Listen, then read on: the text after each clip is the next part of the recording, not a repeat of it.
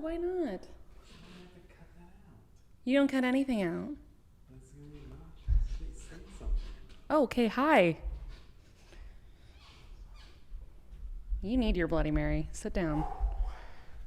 Drink up. Look how beautiful they look.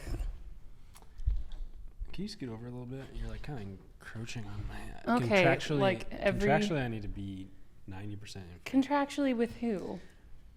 The producers. They work for me.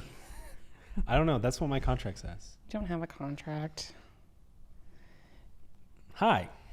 This is Hypercritical, the podcast where two entitled people have producers. Should we turn that light on? I don't think so. You think it's good? Yeah. Okay. Where two entitled people bitch at each other. Yeah. What are we drinking? Bloody Marys.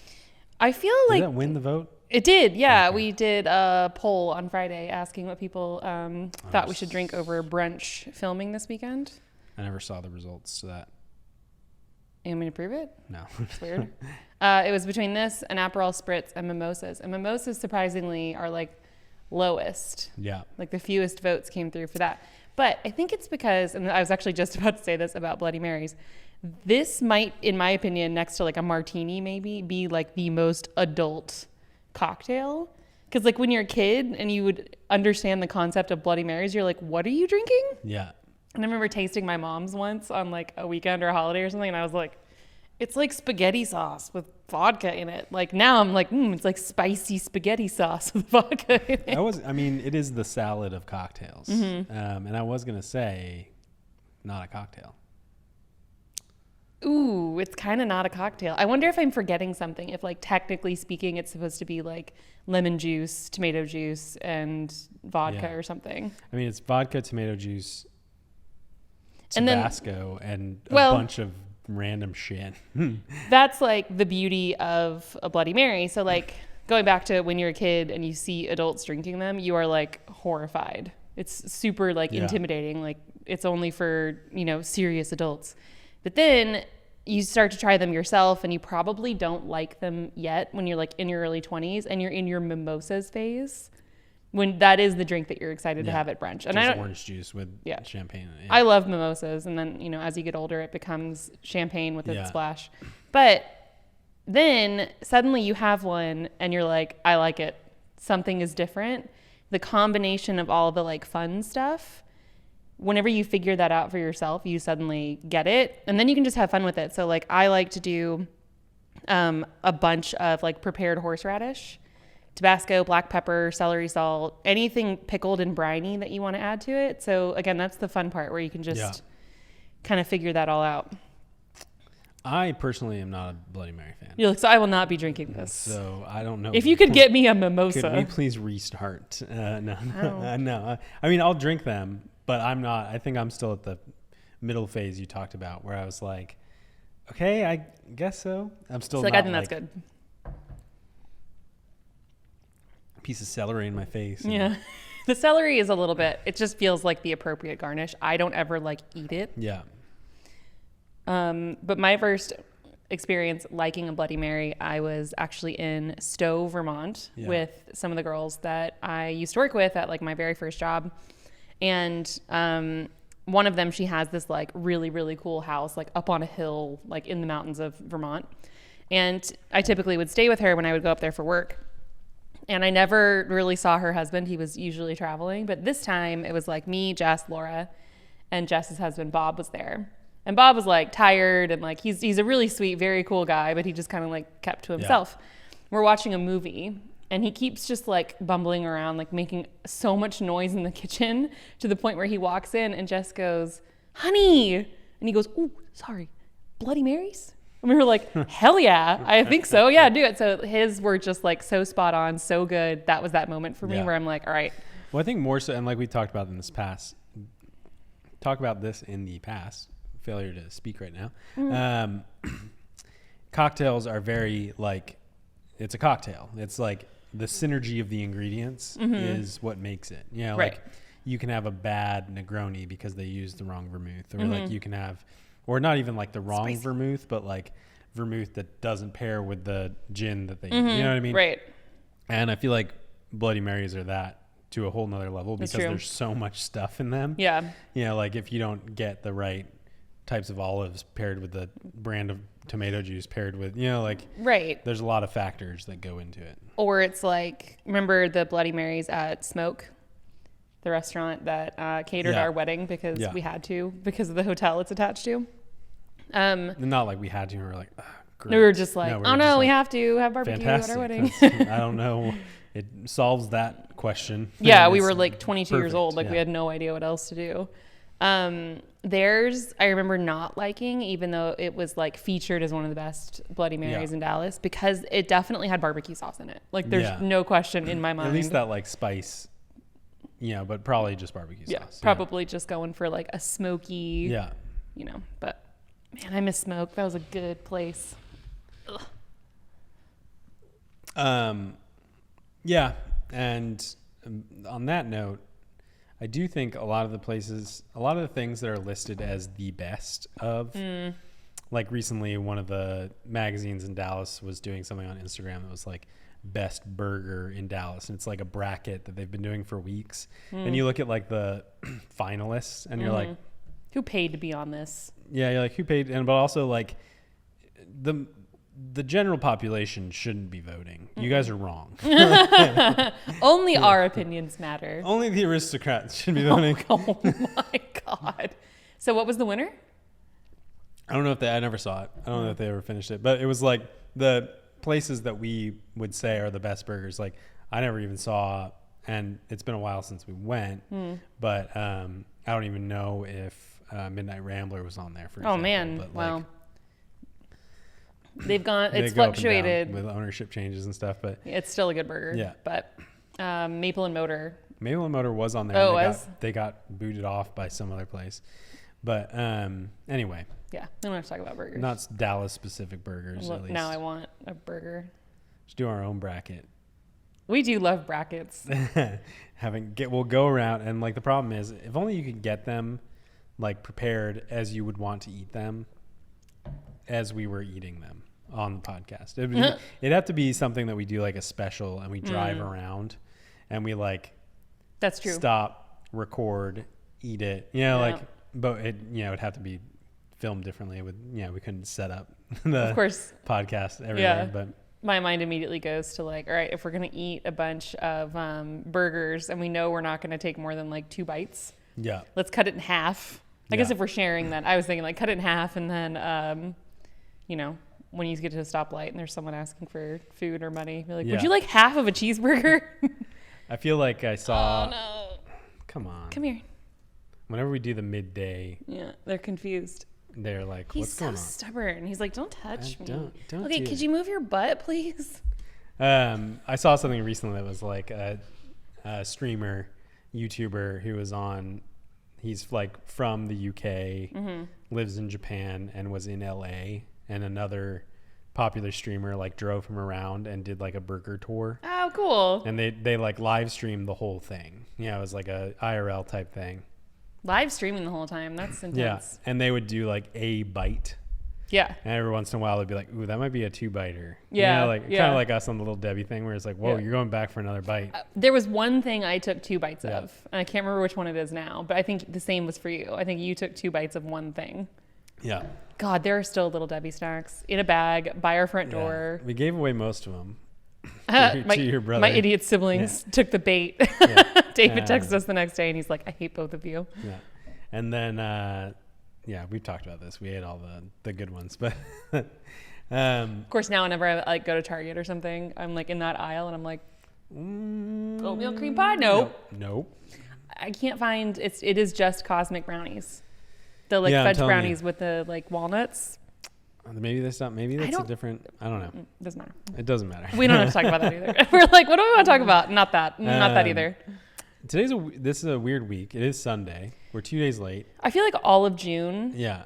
With the exception of the event I did the first few days, like that was fun and went well. Everything since has felt very like, what's happening? What day is it? Where totally are off. we? And I feel like I'm trying to and I can't remember, you said something earlier about cocktails or something, and it clicked in my head. Pretty normal. And I was gonna use that as a segue, but I've forgotten. So I'm gonna force it. And that's what I feel like I'm doing with everything. I'm just like brute forcing through everything. like I don't know, like work is crazy. And then, and my biggest problem right now is that, one of my favorite games came out, and I've been playing that, and like I have to put in 8 hours a day. You are in the industry, so like whenever I see you like binge playing video games, I'm like, well, it's research. And my version of research for my job is like, oh, well, I have to go.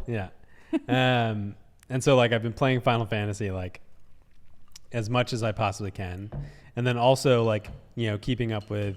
This is why you have celery. Sorry. I'll just stir it. Keeping up with streaming. Trying to stay on a schedule with streaming. Trying to go to the gym.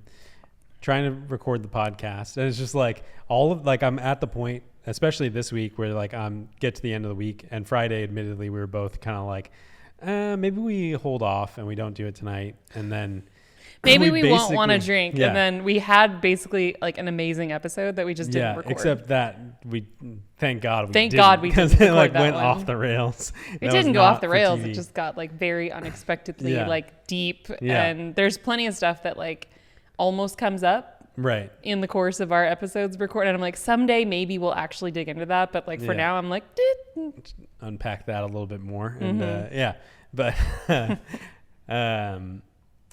so like we kind of skipped that, and then yesterday was totally fucked up by what did you try to say earlier?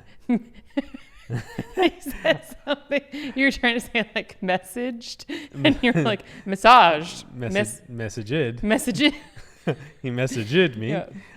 You need a break. My brain is not functioning at 100%. You also have like a lot of like stimulation coming at you. Like whenever I'm like, let's take a walk, and you seem irritated, I'm like, we're taking a walk. Stop looking at a screen and performing. Look at the nature for a moment. Around us. I'm like, gotta get, and I'm like, I don't even have any followers or anything. You but have I'm like, some. Gotta get the gram out, and I got.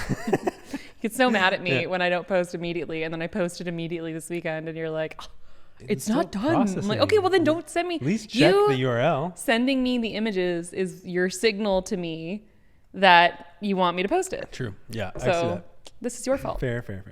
But yeah, then yesterday we woke up and like probably way overreacted and took our cat to the emergency vet for apparently absolutely no reason. I will never not take it super seriously when they very suddenly act weird. Yeah. And like we have 3 cats. 2 of them have had like emergency situation that were like justified. Like the vet was like, thank God you brought them in immediately, because it could have gotten a lot worse. Yeah. So with her, I'm just like, rapidly. Weird behavior. Don't like it. Let's go. Yeah.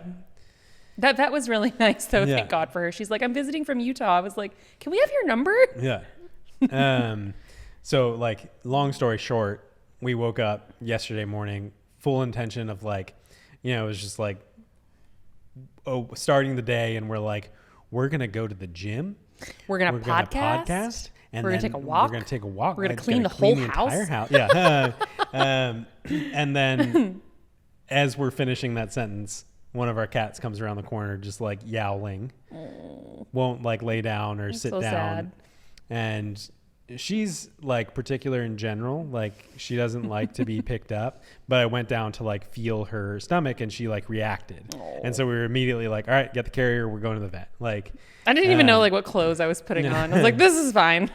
And then we were there for like 2 hours, maybe longer, maybe even longer. I feel because like we didn't get back here till noon. Yeah. She's compliant with our vet, but she's not very compliant in general. Yeah. So everything they had to do took like 3 to 4 times longer. And cats are like that too, where like they will not. I think a lot of animals, I think dogs can be that way too, but like they won't complain until they're dying. You know what I mean? Like they'll like just like act relatively normal, maybe some minor behavioral changes, and then all of a sudden they're like, well, it's too late. So I hate this episode. I'm leaving. His little skinned ankles, whatever he does.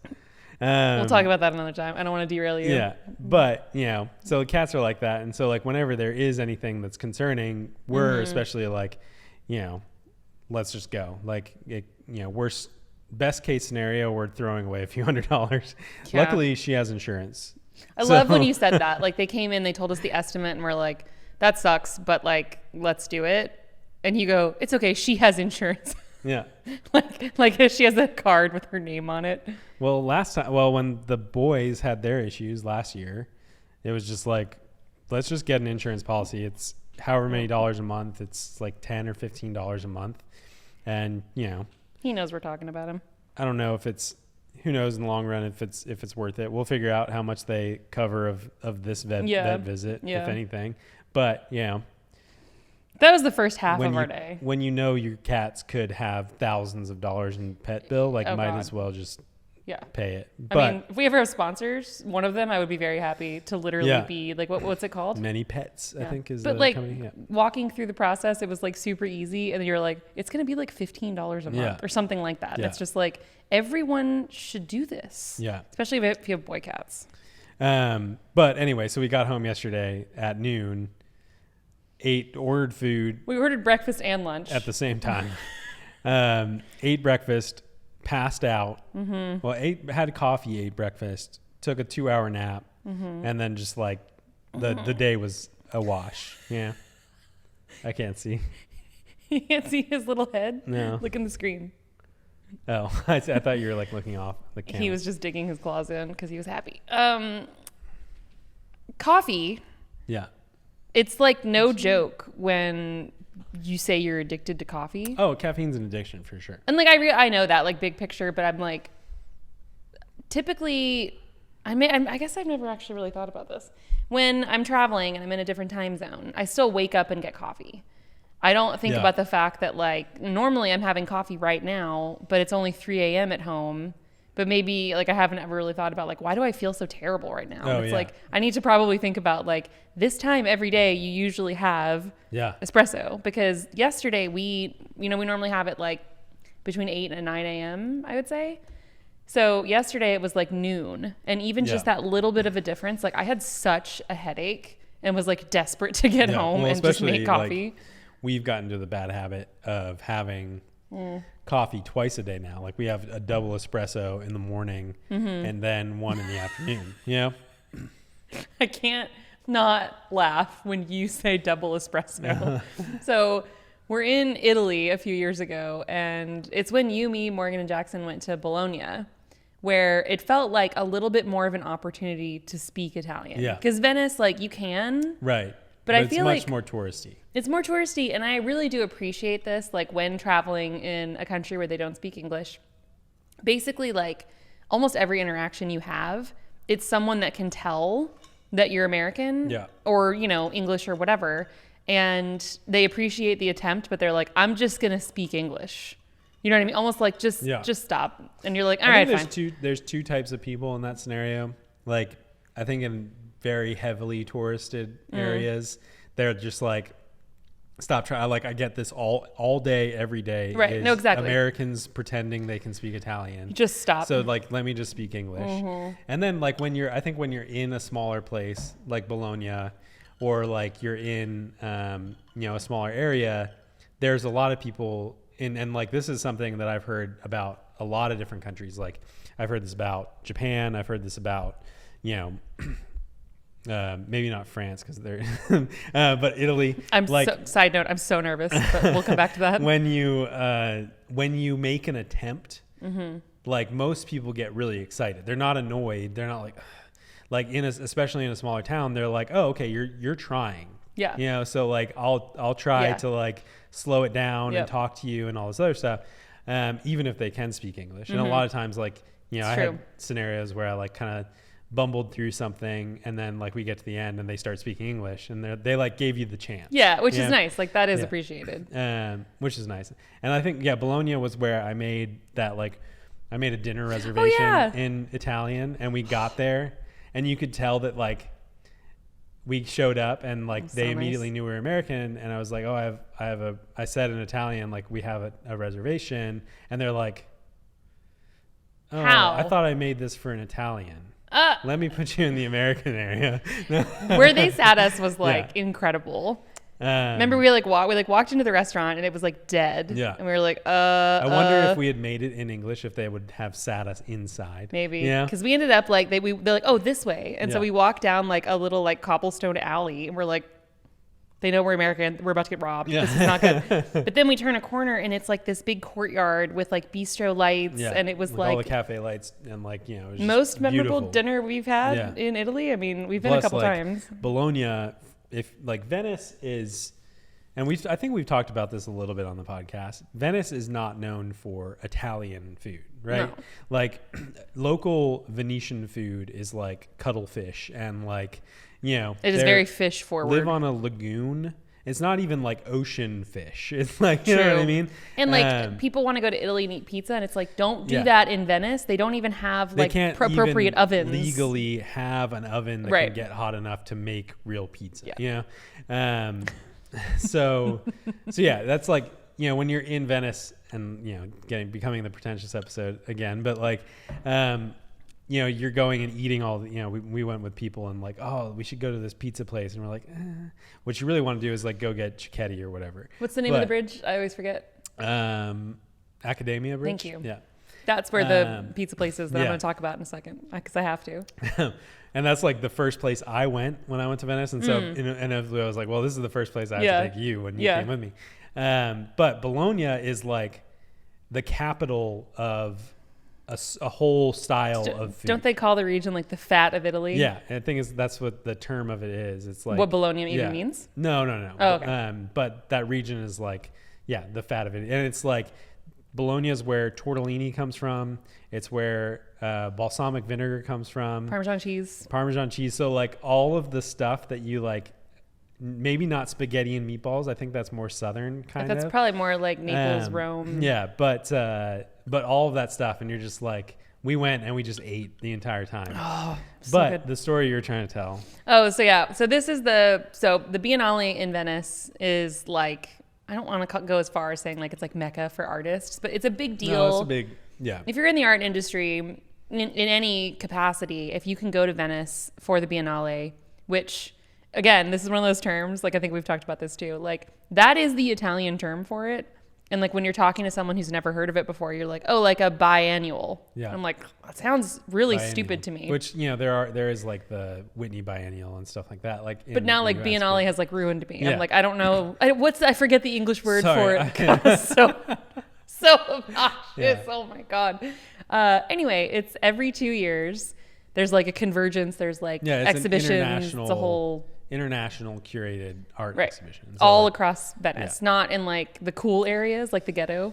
They have like certain areas. Oh, that's true. There's like little pop-up things, right? Well, they have like the Arsenale and the Giardini, which are like, they're set up for, because they do multiple, like there's an architecture Biennale, there's a film Biennale, but like they take over these buildings that are like, exist still for the purpose of.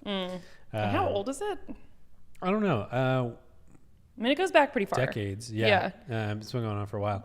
But really quick, it's every 2 years, but it's like May to October. It's like most of the year when it's happening. Yeah. Is that right? Yeah, I think it runs a long time. So you went in, I think it was 2015? Maybe. I think you went in 15. Yeah. And like you just went. Yeah. Well, I went with some professors from school. Colleagues. My colleagues at the university and I went. Yeah. And that's when I went to Savannah with my family, and this was 4th of July weekend. And because I was there with them on the beach, 4th of July. You were in Venice, and the people you went with had been before, so you were able to kind of like navigate and figure it out. Well, I was able to navigate for them. Oh my God. Which is like so on brand for you that like you haven't been before, but you figured out pretty effectively. We were going to because like you were saying, there's the two big venues that are like, it's like going to a district and it's, all, set up with pavilions for the different countries. Like that's dedicated for that. Oh yeah, it's like I forgot about that. Yeah. Which is that? The Giardini. Giardini. Because that's like the gardens where like there's green stuff and you're Yeah. like, whoa, I forgot about like plant life. Yeah. And then the Arsenale it's like the old like shipyard. That's where they would make ships and stuff and all that stuff. And so it's converted into basically giant warehouses that have stuff. And then there's a bunch of random throughout the city. People will like, rent a building, or they'll pop up a gallery, and it's like smaller offsites, and they're all part of the program. But we were trying to get to, my friend John and Greg and I were trying to get to this random pop-up or some smaller museum or something in Venice. And Venice is like, if you've ever been, it's really hard to navigate. There's no roads. It's all walkways and bridges, and like nothing's a grid. It's just all over the place, right? One of my favorite things became overhearing people just say something about like, you can't even use a map. Yeah. But like we kept hearing that to the point where we were just like. And so like Greg's got the map. And like, where this is going because you know Greg, but and we're like walking around for 20 minutes, and he's like, I'm pretty sure it's right up here. And we walk up, and he goes and he walks up, and he comes back escorted by a police officer, and he's like, that was the police station. We can't go in there. Why? Like, but do you have anything showing? And they're so like, I was get just out. like, give me the fucking map. And like literally just walked straight to the gallery. Of course you did. And you were like that. So, okay, backing up. 2015, you went for the first time by yourself. And like, you had not been to Italy. No. Right. And you did a really good job of like, you Duolingo'd the hell out of your prep for that trip. And I think we talked about this. The year prior. Yeah. Like, or at least a year prior, they had said like, oh, you should come with us next year. And so I was like, all right, I'm going to learn Italian. And like True for like form. almost like 12 months, like every day kept up with my Duolingo practice and everything. And and then you got there and we've talked about this on the podcast, I think, where I like have like all my terms ready, and I walk up to the bus ticket, and they're just like, do you need a bus? And I'm like, yeah. In English. I was just like, okay. Yeah, fine. And like the most Italian I spoke was to some girl at a coffee shop in London. Oh my God, I forgot about that. Which one was it? Was that Attendant? Yeah. I want to tell the world about Attendant, but staying focused. 2015. So 2017, I went with you. Yeah. And Morgan and Jackson. Yeah. My first time was their first time. Yeah. And we like connected in London, and I think we told that story too, where Morgan got like detained by security because she had pepper spray. She had pepper spray, mace in her and we were bag. Like, well, we'll see you at the gate. Yeah. And we just went to Fort And Newman. we come from Texas, where like you could carry on a gun probably. I mean, no, not to an airplane. Not but quite, like, but like, we're going into Heathrow, and they're like, this is like having a gun in your bag. Our police officers don't have guns. Our police officers don't have pepper spray. Yeah.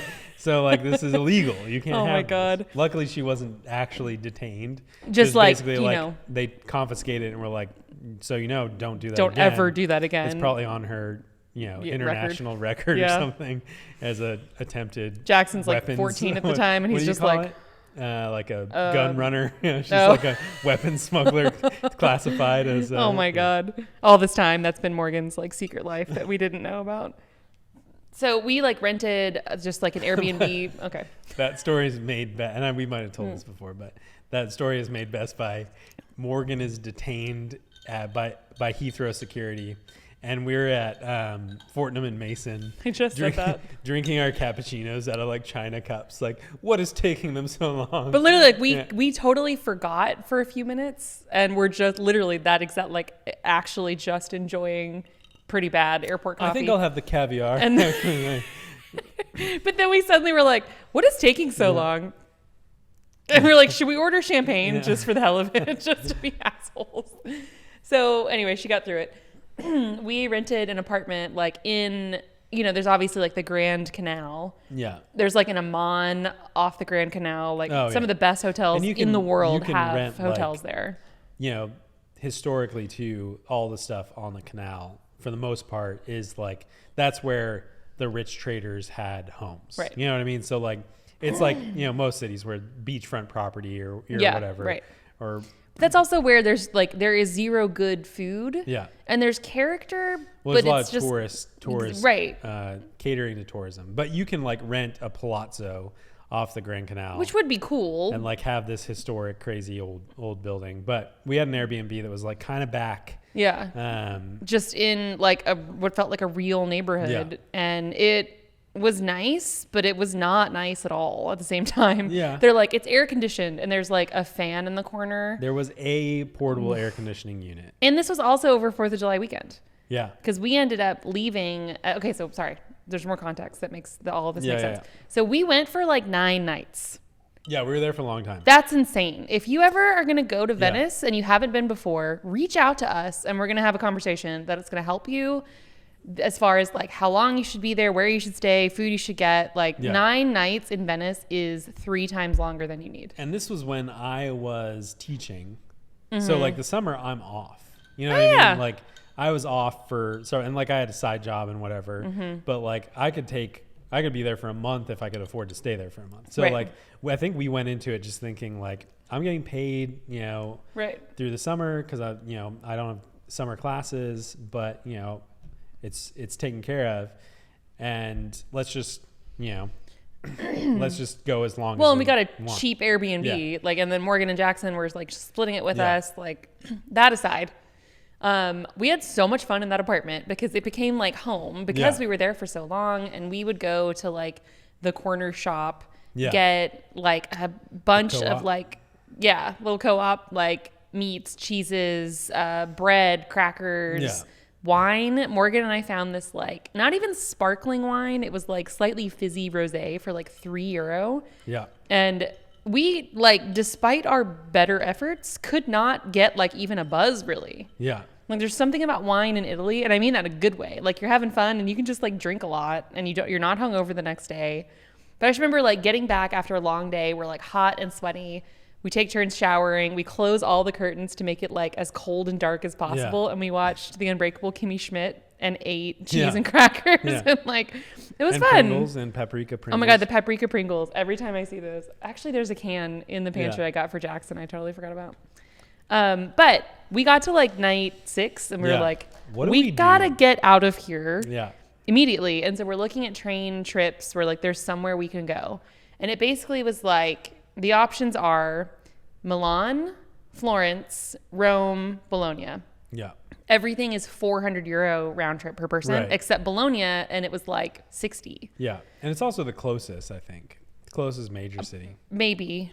I think it might be. We were on the tail end, and we were like, it would take, because I think that was another factor, is that we were like, it would take half the day to get to Rome. It would only take 2 hours to get to Bologna. True. In addition to the price issue. Yeah. So like, we can spend more time in the time we have left. If we, Yeah. And then the more we researched Bologna, the more we were like, this feels like a hidden gem situation. Like everybody talks about like going to like. I think that's where Ferrari is. Yeah. There's like a ton of stuff there. It's really close to Modena. So if you've seen, Master of None. Thank you. Literally every time. Yeah. Master of None. That's where he's doing like his studying. Yeah. But for me, the second it was like, this is basically where tortellini was invented. I was I bought my ticket. I don't know if you guys are going, but I'm going. Found a cheap hotel. It's like a college-y town. Yeah, there's a university there. We had a really good Negroni at Bar Vittoria. Yeah. That's one of like the best pictures we have traveling with Negronis. So anyway, escaping for that one day was great because one of the meals we had when we first got to Venice was at that restaurant that's right by that bridge. Yeah. And we got pizza. Yeah. And one of them was like, okay, let's get a couple pizzas. We'll just get like margarita style. And then, let's get like sausage. Yeah. And so we ordered sausage and it comes out and it's Vienna sausages. Like hot dogs. And hot dog cut up onto a pizza. So hot dog pizza became this running joke. Yeah. And then it was so funny that we kept doing it. Yeah. Like we ordered it more than once. Yeah. It's happened more than once. It wasn't bad. It really wasn't that bad. It's just weird and comical and it feels like they made it up for Americans. But how many spritzes do you think we had? Oh, I mean, like, that's all you drank. Like. Yep. A ton. I'm going to have to get rid of this. It's getting in my way. Yeah. I don't think you ever told the espresso story, though. Oh, yeah. Oh, my God. That was like 25 minutes ago. Yeah. Okay, so we are in Bologna. Just now I was like, what was the point of bringing up Bologna in the first place? The food was really good. Done. So we were about to go back to the train, but we had time to get like coffee and breakfast. So we walked down to this little shop and I was like, I'm going to do it this time. I'm going to order the coffees. And I ordered them. I think there was like a tiny moment of like, okay. How do I say it? Yeah, okay, got it. No, from the woman I was like ordering from. Yeah. And I actually thought I did really well because I got to the end, I paid whatever, I turn around, and there's a guy there, and he asked me something in Italian. Yeah. And I know how to say I don't speak Italian in Italian. Yeah. And I said it so well, and he just heard me ordering in Italian that he was like, oh, fuck you. Yeah. I was like, no, really, like I really don't know how to say anything else. I just practiced this one scenario. Basically, like, and even you asking me, like that was part of the plan. Yeah. Like I can say I don't speak blank very well, except that one time I admitted recently that I said you don't speak, which is so funny. And you probably said the same thing to him. No, and I definitely said it right because the look on his face registered as like, I just heard you speaking Italian. And I know how to say, do you speak English in the local language, whatever it may be. So anyway, we sit down, they bring our coffees, and they bring you 2 shots of espresso, like in 2 different So instead of ordering cups. a double espresso, you ordered 2 espressos. And I think they were like, whatever. Like she's ordering a bunch of coffees, so it makes sense. I think and like you said, we figured out pretty quickly. I was like, no, you say doppio, not due. Like, so it's I don't think I did, but it doesn't matter now. But whatever it is, like which is funny because you're like, I'll take 2 espressos now. So I was just like, okay. It was really funny. But whenever we post this episode, I'm gonna include in the stories that picture of you or the little video, Cafe Doppio. Yeah. We think that's really funny, and it probably isn't to anyone else. So I am in like 24 hours going to be headed to the airport, going to Paris. Okay. And what? No. I am very anxious about going back to France. It's been a while, and the only thing I can remember, it's been like 12 years, 13 years since we went together. That was the last time I was in France. 2011, 13 years. And we had that one interaction that we probably have talked about already, which is basically we walk in, we order drinks, they bring us the drink and the bill, and we're like, okay, we should probably leave. I feel like we had a few interactions, and like, granted, this was 2011. I don't know if things have changed significantly with, French perception of Americans, but I feel like we had a few interactions where it was just like, fuck off. Yeah. Who knows what they deal with? Yeah. I mean, there's so much like excitement around going to Paris. And actually, very good friends of ours went recently, and they were like, it's not the same. It's not worth it. I've gotten better croissants like at the shop down the street. Yeah. So I'm not nervous about that. I am a little more anxious about just like failing miserably with navigating. Because like going to a new city, especially somewhere like Paris, which is known for being so walkable. Yeah. I want to do that, but I'm like, well, but what if I don't know how to, and I can't, and someone asks me, and it's just like, shut up. Like, it's Paris, just enjoy it. I'm going early to adjust to the time zone before an event I'm hosting starts, but I don't know. It's not like going to even Italy. Yeah. Like Italy, I feel a little bit more like, And like, I may be entirely wrong, but I feel like the stereotype, at least, of French culture is that they're like, kind of like, that just like dismissive attitude too, versus like being friendly and welcoming. And you're just like, what if I embarrass myself in front of the French? Like, who cares? Who cares really? But I saw this like account has been popping up on my Instagram recently because they know I'm going to Paris. So they're, they're feeding me things. But it's this girl who is French and lives in Paris, and she just posts things like, French people don't actually say this. That's a thing that like Duolingo will teach you, but you should know no one says it, and it's going to make you really stand out. So just skip that, say this. It's actually very helpful stuff. It's like usted in Spanish. Oh my God. That's like the biggest like racket. Like they make you think like, oh, if you have to show some respect, you should say this. God, I fucking I hate the way language is taught in America. Yeah. At least my experience with it, which spanned, junior high through college. Maybe I had like 2 teachers that were actually good. But anyway, I'm trying to like brush up on as many of her tips as possible. But one thing that she posted recently was basically like her doing like a skit type thing where she's the American ordering in Paris and where she's the French woman ordering in New York. And she was basically saying like the difference being struggling and just moving on, just keep moving because you're trying, and even if it's broken, like they're gonna figure it out together, versus feeling like you have to be perfect and get it exactly right and being embarrassed the whole time, just sorry, like just they get it, they can tell that you're not an English speaking person by nature. So well, there was something in like when we went, there was something where I was like, you know, trying to ride the line of being confident. There was something that I said that was just so dumb, and like it was like something with ordering a Coke. I wasn't gonna say it. We don't have to talk about it. But it was just cute because like you would say everything in English, but it had like a little bit of like an inflection. I was trying to sound like a French accent. And then you would order Coke a certain way, and I'm like, order a you know, in English with a French accent. That just sounds. That's the worst scenario. That's maybe worse than just shouting in English.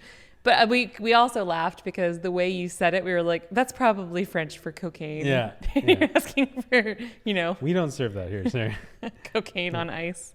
And I'm like, man, why is my bill, you know, $300? And they kept bringing me this extra, like, white, I don't know. And the waiter's like, he just left it.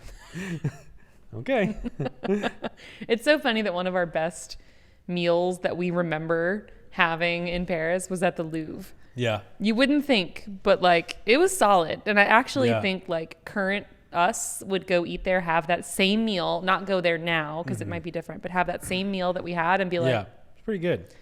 It's just funny. Like of all things, the Coke stands out the most. Yeah. So you, of course, you're like, I obviously ordered it right if it's this good. That and like and I don't know if we got like touristed. Or if we like that's just imagine 23-year-old us in Paris. We got touristed everywhere. Yeah, but I was thinking about the other restaurant that we always remember. The one where they put us at a foretop with a couple we didn't know. We're like in some, you know, kind of like back street area, but it was a recommended restaurant and like, you know, near the Eiffel Tower, kind of cool. You could see it in the background. We could see it, yeah. And like we asked for a table and the restaurant was empty. Yeah. And like literally sat us closer than we're sitting now to another couple at the same table as them. It's like, and they were basically like, oh, more English speaking people. They were Canadian. Because they were Canadian. They're just like, let's just put them at the same table. And like you're across from the person you came with. Yeah. So like you can kind of get past it, but like it is bizarre. Yeah. But like when you read up on things like bistro culture in Paris and probably France in general, it's like it's not tables, it's like rows. Yeah. So like if you go to a bistro with one other person, they're going to put you at a table and your seats are next to each other and you're like looking out to the street. Yeah. So then this chair is next to this chair. So really you're not at the same table as that person, but like you're basically sitting next to them. Yeah. It's very strange.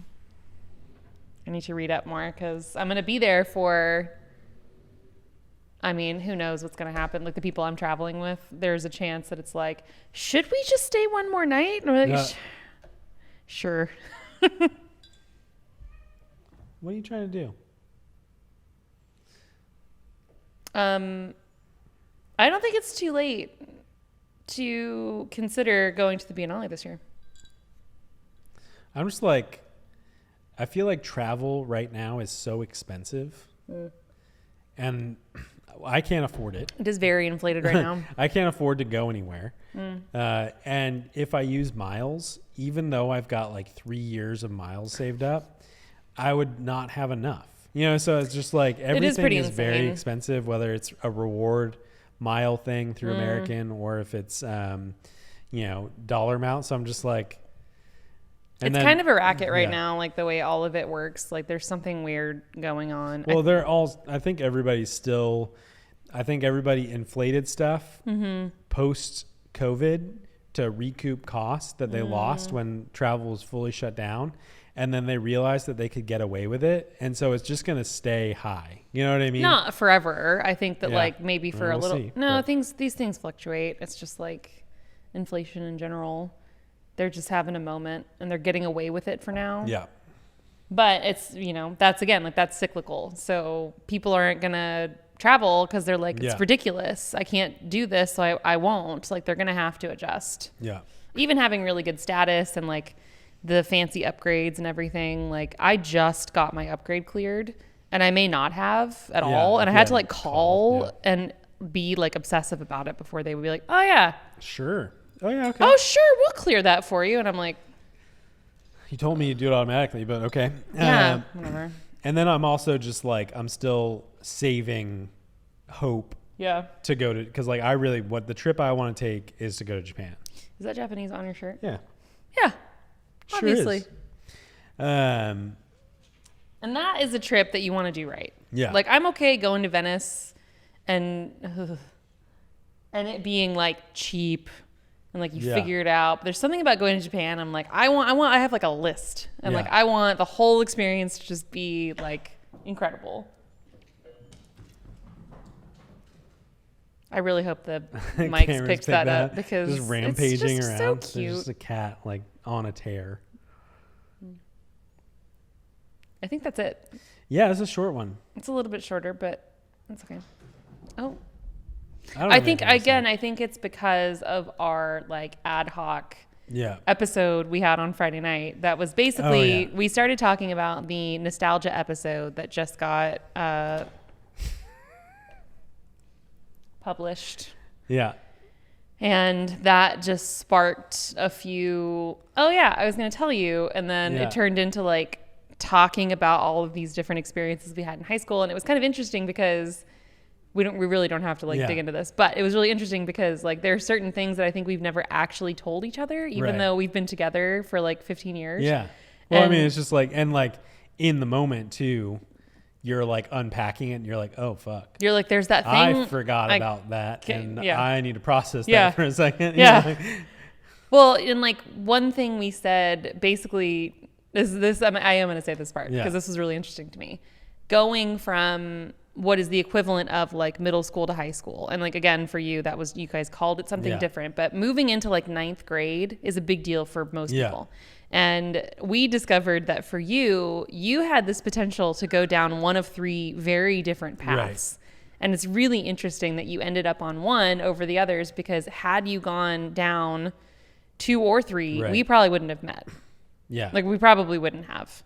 Because I think you would have been too busy with the other, with, sports or, I was just excelling at everything. And that's not surprising though. Like anyone that knows you isn't laughing right now because they're like, oh yeah, Spencer. and the other part, and we've talked about this before at one point, but like the other part is that because like going from 8th to 9th grade too is when I was like all this, because of all those things that were going on and like I was changing my schedule after the thing started and changing classes and all this shit.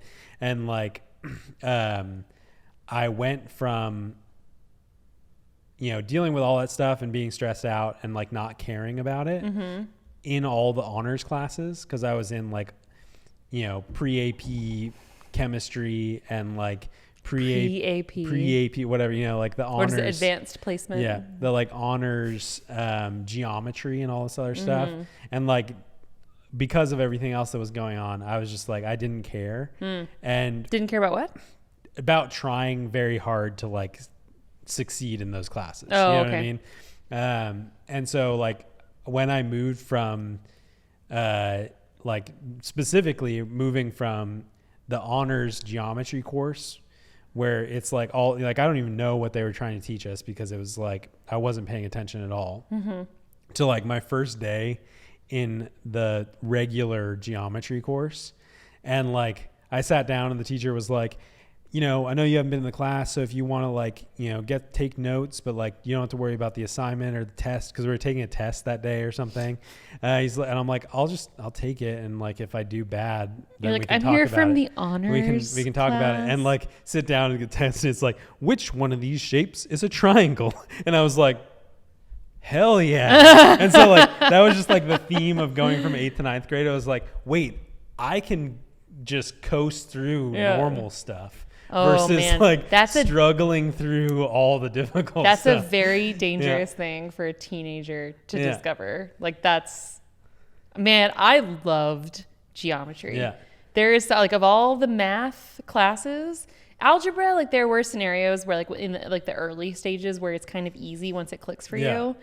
Like kind of figuring out like the movement of the numbers to get to like solving for X. That actually is kind of fun. And like calculus is a version of that in many ways. And I had a really good calculus teacher in high school. But like geometry, there's something about that like it was so visual, and understanding like all the different calculations for like triangles, which by the way, why? I don't understand why you have an entire, I guess things like diameter and circumference and all of that, but like the specificity of understanding triangles, I'm like, I guess they're trying to weed out like, you're going to be an engineer or like a rocket scientist. I think it's because it's like you have to learn that foundational stuff, because like we were really learning like how you calculate the whatever side or whatever angle of a triangle and cosine and all this other stuff. Whoa. Tangent. All the words are coming back. But like it's you know, beyond multiplication, addition, and basic algebra, like fairly fundamental. And so like you have to learn it if you want to get to the advanced level. And so like to the general public, I'm gonna get this all. To most people, you want to like chopstick it. I'm gonna slingshot it across. To most people, like, yeah, it's like, why am I learning this? This is a waste of time. But like, if you want to get to the next step, you have to go through that process of learning it, and like, you'll figure out if you enjoy doing it or if you're good at it naturally, you know? And like, so to a degree, and it's the same thing. Like, why do most people have to read Shakespeare? You know what I mean? But like, don't you think they should at least explain a tiny bit? And maybe they did, and I just don't remember it. But like, I think it would be useful for your geometry teacher to be like, so this isn't just so you understand triangles and radius versus diameter and whatever else you learned.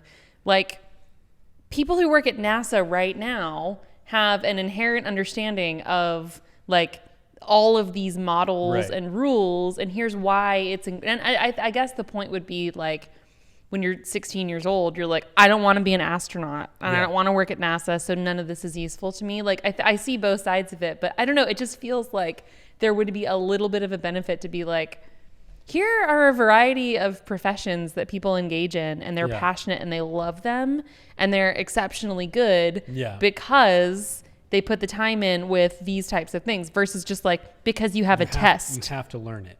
I think that, that's a tough, this is why I'm not a teacher, because I think it's also caught up a in all fundamental issue with like the U.S. education system in general. And like, we're not going there. You're going to have to go down that path, because we did say we were going to wrap it up, and like that'll be just you ranting for another 2 hours. I will rant hardcore about education, which like I have that and like cat communities, and there's a few other things that'll definitely set me off that we don't have to.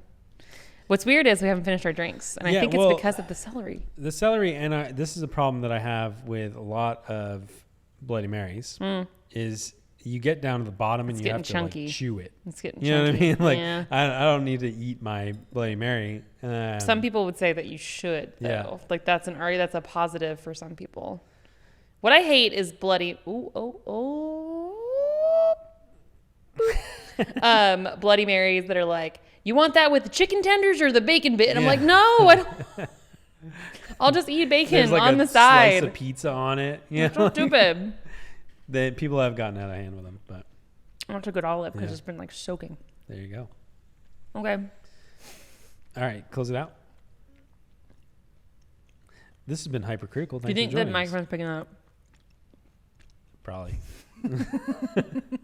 Thanks to all our patrons and our sponsor, Pet. Many Pets. Thanks for considering sponsoring us in the future, and the city of Venice. Yeah. Message us if you want to go to Venice. And we'll tell you what to do. Just message us in general, please. Just any kind of interaction. People like the drink polls. Yeah. Oh, I'm going to take a picture and say the winner was... Oh, well. Oh. Too late. I'm not going to take a picture of that mess. Bye. It's going to keep going.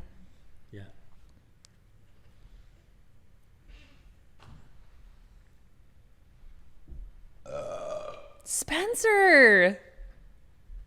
God, I was drinking a kombucha in the car earlier. It was ridiculous. It was like every 30 seconds, but my stomach has been kind of bothering me. So every time I would burp, I was like, oh, I feel so much better. It's like the LaCroix burps.